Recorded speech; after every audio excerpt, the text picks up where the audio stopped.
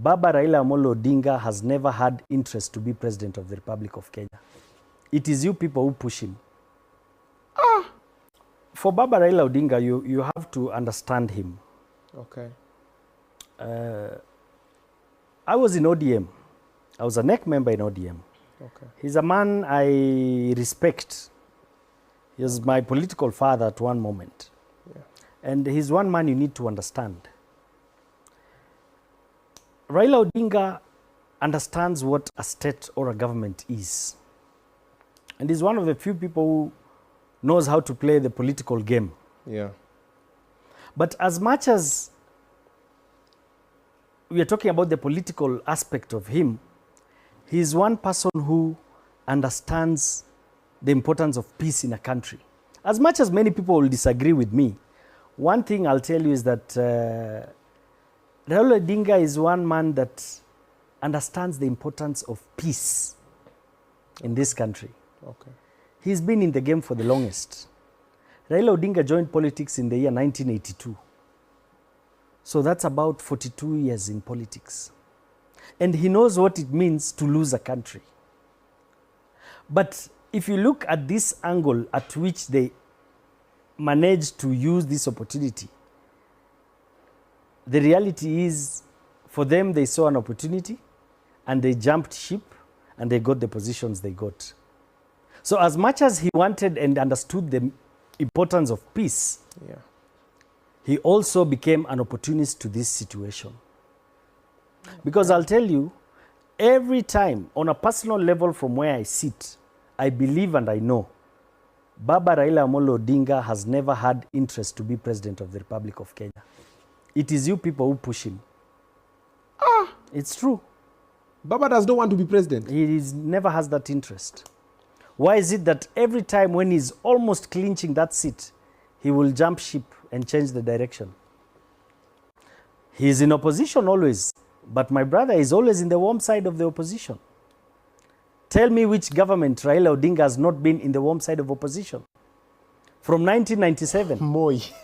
No, in 1997 when Raila vied for presidency, he was number 5. But he was the biggest complainer that Moi has stolen the elections. Moi had to bring him into Kanu. He had a handshake with Moi. And he became the Minister of Energy at that time.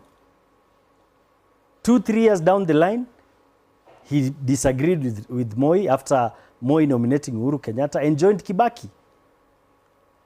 4 years down the line, he disagreed with Kibaki. He vied in 2007. He won, but they stole elections from him. That one was clear, we all know. But what did he do? He went back and did a handshake with Kibaki. 2-3 years down the line, he argued with Kibaki. He vied against Uhuru. Uhuru won. 4 years down the line, 2017, he vied against Uhuru. Uhuru won, but he went and had another handshake. Today, he's had his other handshake with Ruto. So he understands this game. And for me personally, it's always about his personal interest and not the interest of Kenyans. You know, we have to speak as it is. A time has come where we have to communicate and speak things the way they are. You feel Raila's interest not for the people? No. And you're getting me wrong. Yeah. I said Raila is one person who has love for the country. Okay. But in this political game, this thing you call politics, Yes. it is about him. And that is why I've told you, from the time of Moi, I've explained to you all the 5 times, Yeah. Raila Odinga has always been in the warm side of Secure the bag. He's always secured at this position. Okay. You understand? I got you. And it is time now Kenyans have to think straight. Because evolution is paramount, as I stated earlier. Okay. Yes. Okay. Now, 2027 is coming through. A lot of people are speculating Raila might be on the ballot, he might not. But also there's this seat for AU that you promised you'll give him 10 million if he wins. So one, were you serious with the 10 million? I have it. The only problem in Kenya, I don't think there's someone I can trust to hold it. You can trust me. I'm going to give the money there for Baba. You see, I told you we live under the 3rd industrial revolution. where we have access to information. And as a country today, we are where we are because of what you call escapism. We like escaping from the reality. Okay. I was in ODM, a NEC member, and I used to ask fellow NEC members, what is the strategy that we have to ensure we beat Ruto in 2022 elections? And the majority of them were saying, we have the government, we have the system. No one could give you facts or numbers. And that is why I left ODM. Because I told Raila, I cannot lie to you anymore. Uhuru Kenyatta is playing with you, they are not helping you politically. So same applies with this AUC. The AUC position for Raila Odinga is the same game that was played with the BBI agenda. It is meant to derail Raila for this entire 1 year until elections next year. And when he loses, they are very sure Raila will lose his base support from the people. And by that time, he will have broken his entire opposition team. And it is happening now. Just today, Munya said he's leaving. Martha Karua said he's leaving Azimio. Yeah. Kalonzo is speaking another language. So Raila should understand, as much as he is benefiting, it is also a trap for him.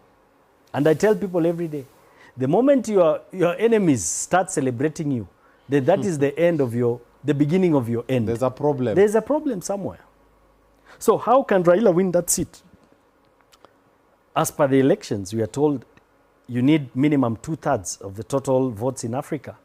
So that's about 39 countries. Obina, tell me which 39 countries will vote for a candidate fronted by William Samoei Ruto.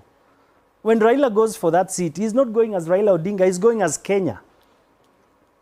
How is Kenyan being viewed today in the entire Africa? You and I know. We've lost a lot of credit. Look at our neighbors. We are fighting with our neighbors. We have a problem with Somali. We have a problem with Sudan.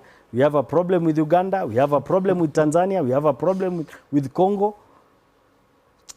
Last AUC seat elections, we had fronted a candidate. No one talks about it, Amina Mohammed.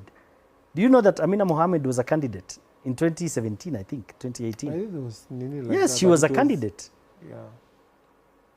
And she was defeated by Faki from West Africa. Can I shock you that even our neighbors around did not vote for us? In fact, Burundi did a statement and said, we cannot vote for Kenya because Kenya perceives to know everything. And we like interfering with the sovereignties of other countries. Uganda said, this our neighbor, said they cannot trust Kenya because we seem to be fighting for all positions, as in we are Mr. Know-All, we want everything for ourselves. So if you could not convince Djibouti, Eritrea, Burundi, Rwanda, Uganda to vote for us, and at that time we had a good relationship, so what about now? Who is going to vote for us? Just